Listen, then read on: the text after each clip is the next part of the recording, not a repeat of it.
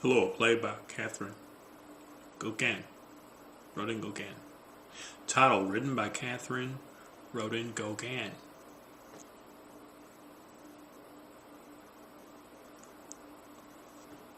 The scene opens inside the Williams home where Charles is sitting at the table. Jennifer. For heaven's sakes, Charles, can you be any noiser? Charles. No, I can't be any noiser. Jennifer. Finally, something we can agree on. Charles. Do you know why I can't be any more noiser? Jennifer glares at him. Well, do you? Huh? Do you? Huh? Do you? Jennifer. Well, since you've asked nicely, dear, I have to say that I can't be any noiser because it isn't human possible. I mean, most people can put a plate down like this. Jennifer demonstrates intentionally quiet placement of the plate.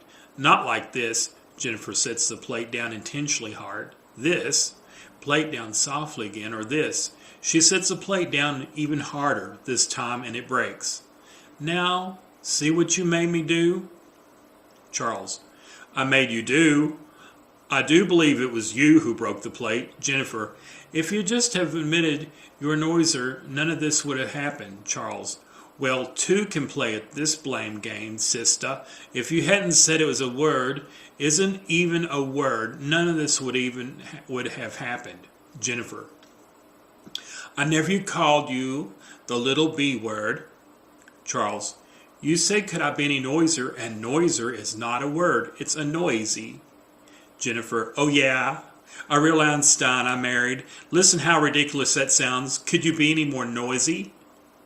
Charles. Since you broke the plate, could you be any more messier? Jennifer. Oh, you infuriate me. And this New Year's Day, I should have listened to Mama. She always said that you were... Charles. No goodier. Isn't that what she said? If it's only I had seen the pattern sooner. Jennifer. Don't you make fun of my mama. She may not have gone to college, but she was smarter than to marry Mr. Smartypants, who doesn't even know what words are even words. Charles. There is nothing you could say that would ruin this day for me. Charles looks at his watch. Jennifer. I don't want to ruin your day. I've made us the traditional good luck lunch for New Year's, and the last thing I want to do is fight. I want to make a little less noisy. There, I said, satisfied? Charles, you're learning. Jennifer. Besides, they say, what you do on the first day of the year is what you're going to do all year, so I don't want to be fussing and fighting. I just want things a little quieter around here. Charles. You can count on the quieter part. Charles stares at his watch again. I'm going to be so quieter this year that you won't even notice I'm here. Jennifer. Now there's the man I married. You know I love you, Charlie, and I just want to be best for you, for us. Too much clutter can interfere with our feng shui. Charles, don't you want to mess up our feng shui? Feng shui, potato, tomato. Jennifer, mater tater. Charles, yes, mater tater. It's all the same. Charles looks again at his watch. Jennifer, you're sure looking at your watch a lot. Did something bite you? Charles, no. I'm just can't wait to eat those black-eyed peas, greens, and ham hocks. Jennifer, seems like it's taken them forever, but you can't rush an important meal like this.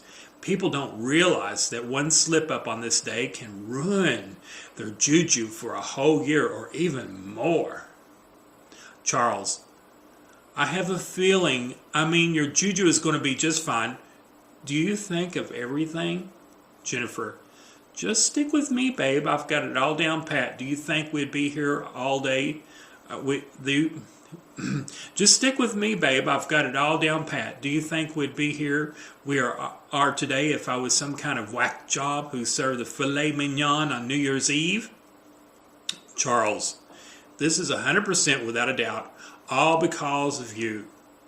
Let me get this plate cleaned up and I'll go ahead and take the trash out. Jennifer screams and throws herself down on the table.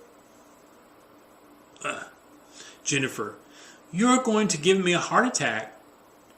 You know you can't take out anything today. Nothing can leave this house. Ah, crap. I've cut my hand off in this stupid plate. Honestly, Charlie, you are going to be the death of me. Don't just stand there. Get me a Band-Aid and I'll leave the cleanup to me. Charles, let me see your hand. You might have to go to the yard. Jennifer leaps from the table and grabs Charlie. Excuse me. Jennifer, do you want to see me die this year? You listen to me and listen to me good. Nothing or no one is leaving this house today. If anything goes out, it means we lose it. The trash is full of items that we spent money on, and so if that goes out, so will our money for the whole year. And if I go out, then I'll die sometime within this year. Charlie, use your head. Charles, I'm trying to. Your hand. It's not even bleeding. Jennifer, I feel like it was cut half off. I guess I just got caught up in the moment. Charlie, I'm not trying to be controlling here. It's just, you understand I can't let you take out the trash. That would cost us all our money, and you probably didn't think about it, but it would mean you would be taken away from here sometime this year too. Charles, you are so right. I had not thought of the benefits of listening to you. Jennifer, it's so good to be able to talk like this, and even though it's not in the official book, it stands to reason that if we talk like this all day, then we will talk like this all year. Charles looks at his watch.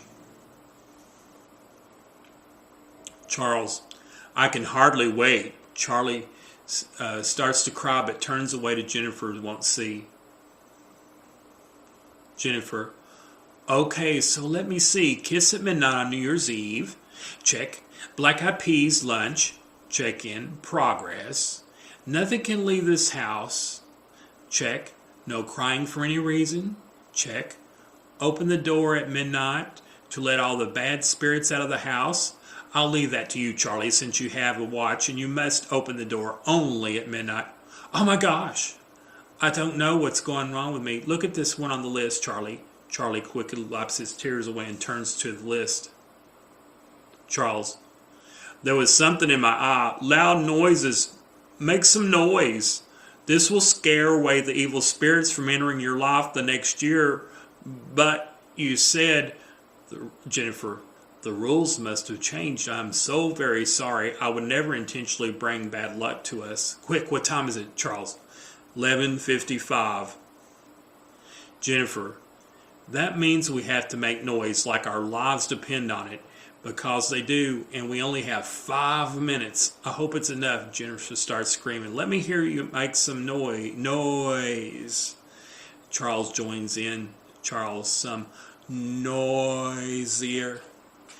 Both start banging on their hands on the table and running around, stomping and making all the noise they can. Ad-lib Tarzan yells, whistling, anything that makes noise. The noise is interrupted by a knock at the door. Jennifer knocks back, an echo on the table. The knock is heard again. Jennifer, is that a real knock? Charles, it was me, so unless it was you, we have our first visitor. Jennifer, oh, how exciting. I wonder who it could be. No. Oh, how exciting. I wonder who he could be. Officer Winfield Maxwell. This is Officer Winfield Maxwell with the Elmwood PDD. I know you're in there, and I need to speak to you. Jennifer, the nerve of her. Who does she think she is? Isn't that discrimination to send a female cop to someone's house on New Year's Day? Everyone knows that having our first visitor be female is the worst. The worst. Listen, Jennifer. Charles. Listen, Jennifer, I think I know what this is about. We have to open the door. Officer Winfield Maxwell. This is Officer Winfield Maxwell, badge number 2174 with Elmwood PD, and I need to open the door. Charles. Winifred Maxwell, those guy names, so maybe the officer just has an effeminate voice. Jennifer walks over to the door and peeps through the hole. Jennifer, that is definitely no man. No, listen here, Officer Maxwell.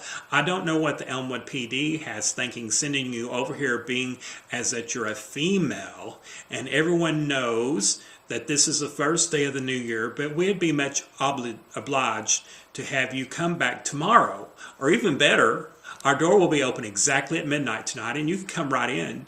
But it will be over my dead body if you come through this door a second before midnight.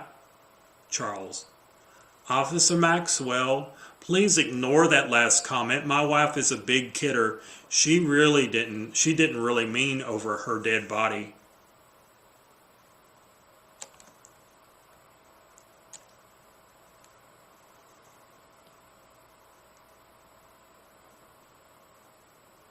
Jennifer, oh yes I did. Charles picks Jennifer up and swings away from the door. Charles, it's nothing personal, officer. It's just, well, I know you're here, and I'll go peacefully with you. I just need a minute or two to talk to my wife. Charlie, what's going on? Officer Winfield Maxwell. I don't have all day here. I find it highly offensive that you are failing to obey just because I'm a woman. I assure you, I can do anything my male counterparts can do. Jennifer, that's where you're wrong. You can't come through this door, and your male counterparts could with no problem. Officer Winifred Maxwell.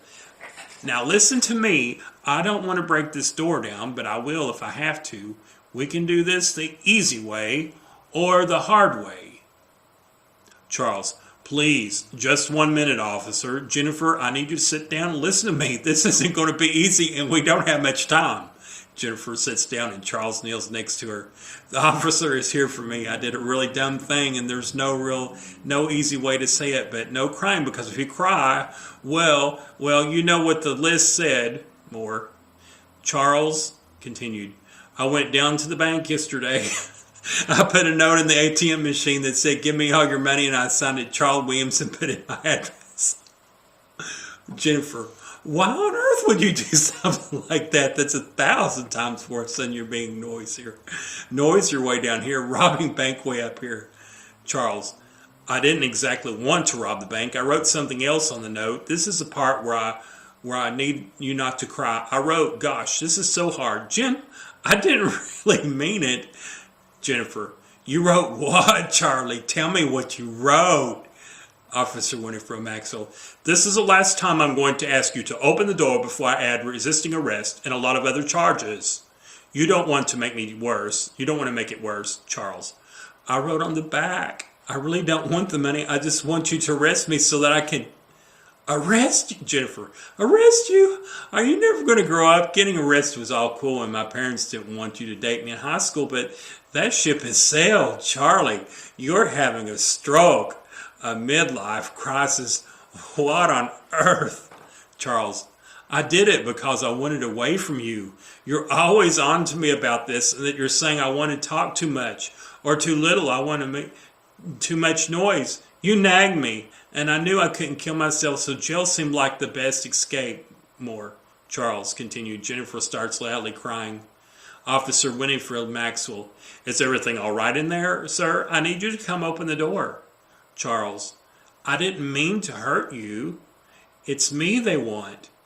I have to let her in. I guess I never thought they'd send a female officer today. I'm sorry I messed up New Year's Eve for you.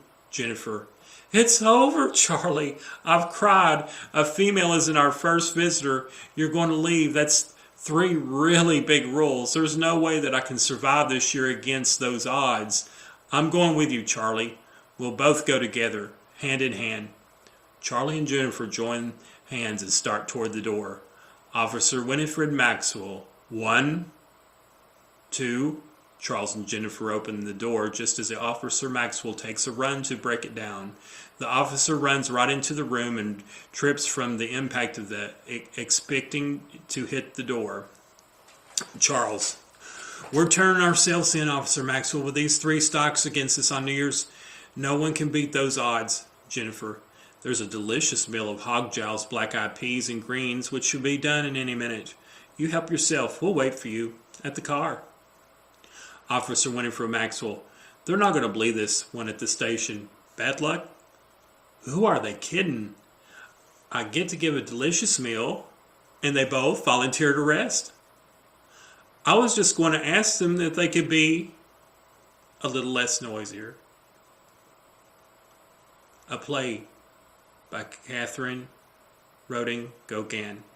Thank you, Kathy.